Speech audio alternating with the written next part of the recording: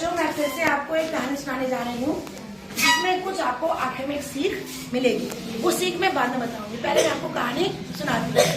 ये कहानी एक गांव की है। कौन सा गांव हो सकता है? कोई सा भी हो सकता है ना, लेकिन हमारा रजौ नहीं है, क्योंकि रजौ के लोग इतने लड़ाका नहीं है। ये एक ऐसे गाँव की कहानी है जहाँ के लोग बहुत लड़ाका है। छोटी छोटी सी बात पे लड़ बैठते हैं, झगड़ा कर बैठते हैं, बात बात पे झूठ बोलते हैं, चोरी करते हैं, बेईमानी करते हैं, सब लोग बिगड़े हुए। एक बार क्या हुआ, उस गांव में साधु महात्मा आए। जब साधु महात्मा उस गांव से गुजर रहे थे तो उन्हें इस गांव के बारे में बात पता चली कि ये गांव के लोग लड़ाका हैं। उन्होंने गांव देखा, ऐसे गांव तो अच्छा लग रहा है, पेड़ पौधे भी लगे हैं, साफ सफाई भी है, सब कुछ अच्छा है यहाँ पर, तो यहाँ के लोग इतने गंदे क्यों हैं? तो उसने सोचा कि मैं तो महात्मा हूँ, मेरा काम है इन सबको शिक्षा देना, कुछ ना कुछ इनको सीख देना। उन्होंने कहा गांव में शाम को कि आज हम एक मीटिंग बुलाएंगे, और उन्होंने ऐसे ही एक मीटिंग बुला ली। सब लोग मीटिंग में आके चुपचाप से बैठ गए। साधु महात्मा ने सब बहुत सारी अच्छी अच्छी बातें बताई, चोरी नहीं करना चाहिए, झूठ नहीं बोलना चाहिए, ईमानदार से रहना चाहिए, बहुत सारी बातें बताई, और आखिर में एक किताब उनको लाकर दे दी। गाँव वालों को एक एक किताब लाकर दे दी। जो मुस्लिम थे उनको कुरान दे दी, जो हिंदू थे उनको रामायण दे दी, किसी को भगवत गीता दे दी, और सबको एक एक किताब दे दी। और उनसे कहा कि देखो इस किताब में बहुत अच्छी अच्छी बातें लिखी हुई हैं, तुम सबको क्या करना है, तुम सबको इन किताब में से अच्छी अच्छी बातें पढ़नी है। और एक बात का ध्यान रखना, जो नहीं पढ़ पा रहा है वो अपने किसी दोस्त से पढ़ जरूर ले, लेकिन इस किताब में जो भी अच्छी अच्छी बातें लिखी है सबको पढ़नी है और सबको माननी है। अब जो पढ़े लिखे लोग थे उन्होंने उस किताब को पढ़ा, उन्हें बहुत अच्छी लगी, बातें सबको अच्छी लगती हैं।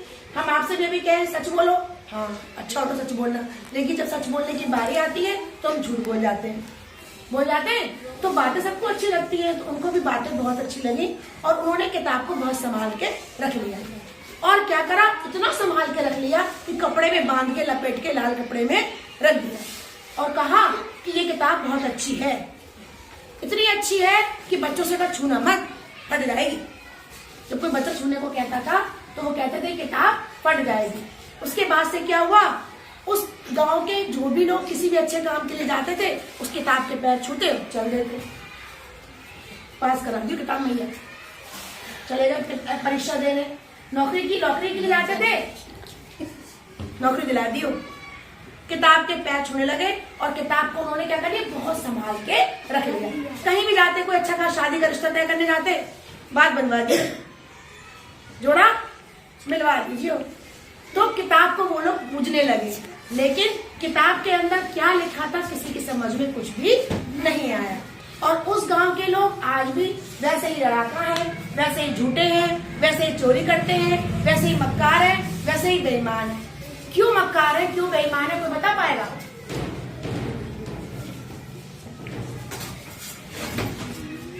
क्यों, कोई बता पाएगा? नहीं समझ में आ रहा है ना? हाँ, किसी ने वो किताब पढ़ी नहीं होगी। वेरी गुड, किताब सबने संभाल के रख ली, लेकिन उस किताब की अच्छी बातें किसी ने अपने दिमाग में नहीं उतारी।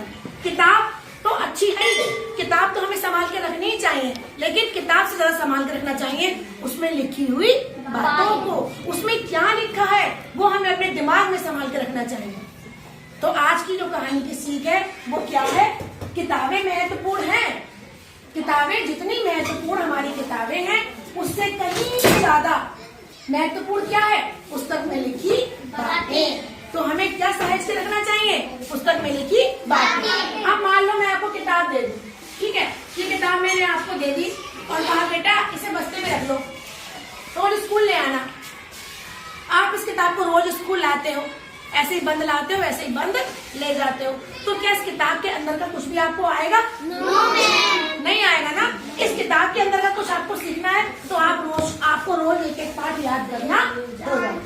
तो इसीलिए बच्चों किताब को संभाल कर रखो, लेकिन किताब से ज्यादा संभाल कर रखो उसमें लिखी हुई बातें, ठीक है, पढ़ना बहुत जरूरी है।